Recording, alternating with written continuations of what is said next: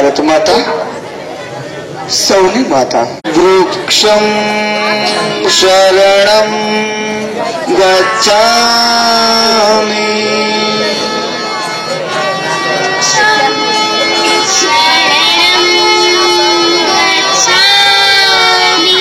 છાયામ અન્યસ્ય કુર્વન્તે તિષ્ઠન્તિ સ્વયમાતતે ફલાન્યપી પરાર્થાય વૃક્ષાઃ સત્પુરુષા એવ. સહીને તાપ આપે છાંય એવું ઝાડ બનવા દો, કોઈ નિષ્પ્રાણ તત્વની ધબકતી નાળ બનવા દો. તમન્ના તો નથી કે ફૂલોની જેમ હું પણ બહેકું, પણ કોઈ ફૂલોને રક્ષવા મજાની વાડ બનવા દો. હે વૃક્ષ, તું નચિંત રહેજે. અમે ગમે એટલા પ્રયત્નો કરીએ તો પણ અમે વૃક્ષ નહીં બની શકીએ. તું તો મૂંગા મોઢે ટાઢ તાપ અને વરસાદની ઝડીઓ સહન કરે છે. તું ખરેખર તપસ્વી છે, તું ખરેખર ઋષિ છે. વૃક્ષમ શરણમ ગચ્છામિ.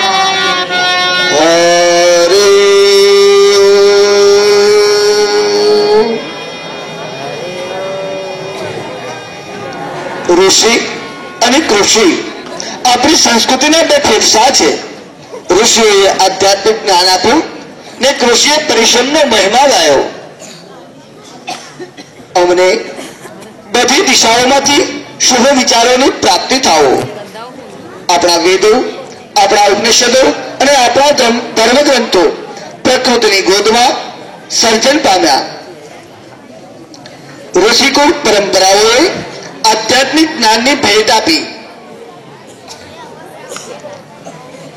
હરિ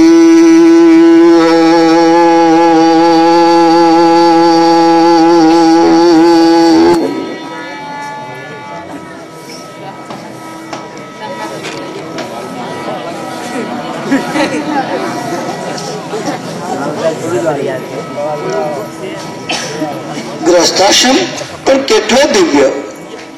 પ્રકૃતિની ગોદમાં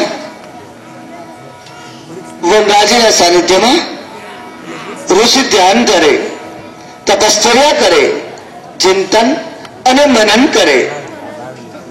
અને ગુરુ માતા ઋષિની સતત સેવા કરે. સમિધ લઈ આવે, પુષ્પ પણ લઈ આવે, આશ્રમની સફાઈ કરે અને તમામ શિષ્યાઓને પુત્ર સ્નેહ પણ આપે. હોમ, હવન, યજ્ઞ યાગાદી માટે સમિધ પોતાની જાતે લઈ આવે.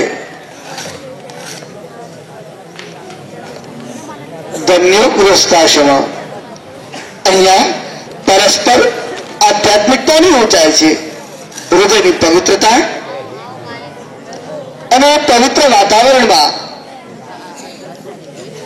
અપાલા, ઘોષા, મૈત્રી અને અન્ય તપસ્વીની સંન્યારીઓએ વેદ, ઉપનિષદ અને પુરાણોનું અધ્યયન કર્યું.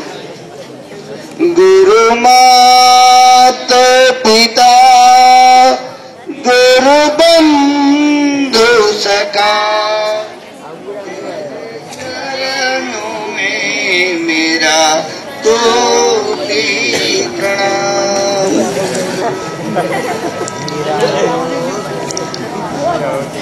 યોગ, સાધના અને ઉપાસનાના માર્ગે સંસ્કૃતિની ગૌરવગાથા આગળ વધારી. આ મહાન વિદુષી સંન્યારીઓએ નારી પ્રતિભાને પ્રસ્થાપિત કરી. આશ્રમના પવિત્ર વાતાવરણમાં રહેવાનું, પરસ્પર દેવોભવોના શુભભાવ સાથે સતત ગુરુ અને ગુરુ માતાના મંગળ સાનિધ્યમાં વેદાધ્યયન કરવાનું. આ છે આપણે ઋષિકુળ પરંપરા.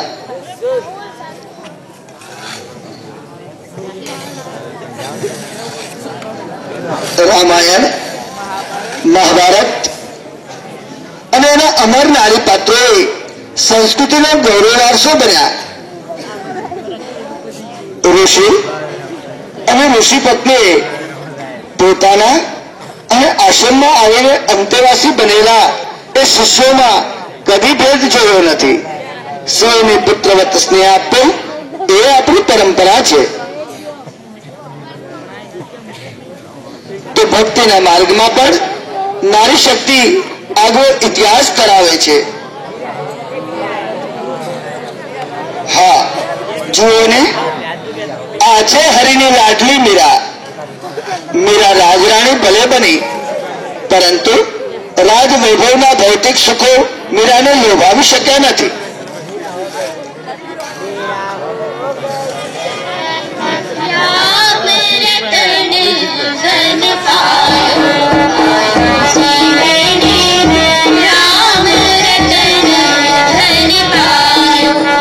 મીરાના દ્રઢ નિશ્ચયને સામાજિક બંધનો અવરોધી શક્યા નથી. મીરાના કૃષ્ણ ભક્તિના પદો આજે પણ આપણા કાનમાં ગુંજ્યા છે. પગમાં ભક્તિના ઘુંઘરૂ બાંધીને નીકળી પડેલી મીરા અંતે એના ગિરધરમાં સમાઈ ગઈ. આવી સર્જનશીલ ભક્ત કવિયત્રીને ભલા ઇતિહાસ કેમ ભૂલી શકે?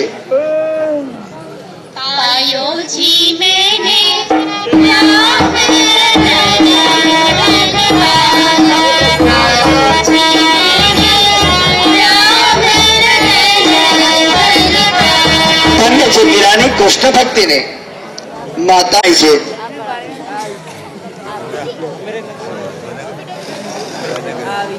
માતા જીજાબાઈ રામની કર્તવ્ય નિષ્ઠા અને લક્ષ્મણની વીરતાના સંસ્કારનો વારસો શિવાજીને આપે છે. પડકારો સામે ઝઝુમવાનું અને સંસ્કૃતિનું જતન કરવાનું સામર્થ્ય માતાના આશીર્વાદ સાથે જ જેણે માની ગોદમાં મેળવ્યું હોય એની વીરતાને ભલા કોણ ન નમે?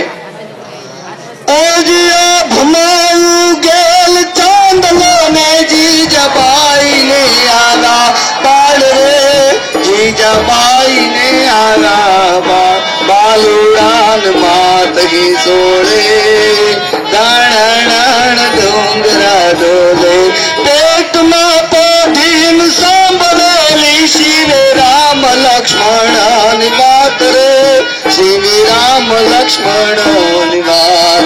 માતાની ગોદમાં જ છત્રપતિ શિવાજીએ સંસ્કારના વારસાનું પાન કર્યું. જેની જનિતા પોતાના પુત્રને સામર્થ્ય થવાના આશીર્વાદ આપતી હોય એની વીરતાને ભલા કોણ ન નમે? સંસ્કૃતિ રક્ષક શિવાજીની ભેટ માતા જીજાબાઈને જ આભારી છે. અને આ છે વીરાંગના અહલ્યાબાઈ. નિડરતા, મક્કમતા અને દ્રઢતાની દેવી અહલ્યાબાઈ. અહલ્યાબાઈની ગૌરવગાથા ઇતિહાસના પાનાઓ પર સુવર્ણ અક્ષરે અંકિત થયેલી છે. ઠુમકતી દેખી સ્ત્રીઓ રણ ઝૂમતી દેખી નથી, ઠુમકતી દેખી સ્ત્રીઓ રણ ઝૂમતી દેખી નથી, અરે મર્દોના જાલિમ જડબા ચીરતી દેખી નથી. વીરાંગના અહલ્યાબાઈ.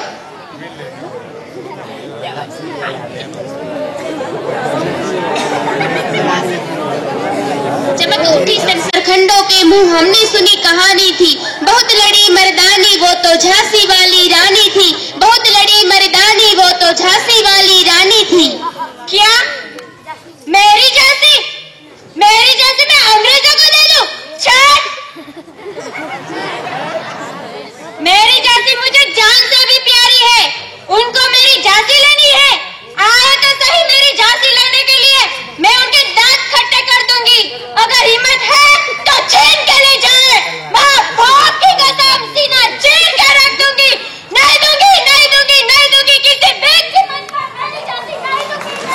ये दुनिया में मौत ने भेटी पण झुकी नहीं. અમ દેશની એ આર્ય રમણી અમર છે ઇતિહાસમાં. આઝાદીના જંગમાં હવે નારી શક્તિ મહાશક્તિ બનીને ઝઝુમવા લાગી હતી. લોકોમાં દેશતાજી ઊભી કરવા અરુણા અસફ અલીએ વિદેશી વસ્તુઓનો ત્યાગ કરવા અને સ્વદેશી વસ્તુઓ અપનાવવા હાકલ કરી લોકોને જાગૃત કર્યા. અરુણા અસફ અલી.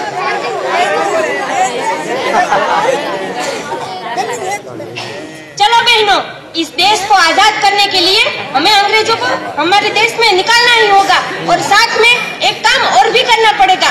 हमें स्वदेशी कपड़े अपनाने होंगे और अपने शरीर पर रही हुई गुलामी की कालिमा को हमें दूर करना पड़ेगा. आग में जला देना पड़ेगा. लाठी गोली खाएंगे, स्वदेशी अपनाएंगे. वंदे मातरम અને ઇન્કલાબ જિંદાબાદના પડછંદ પડઘાઓથી દિશાઓ ગુંજી ઉઠી. નાત, જાત, ભાષા, પ્રદેશ કે ધર્મના સંકુચિત વાળાઓ ભૂલીને સૌ ભારતવાસી એક બન્યા.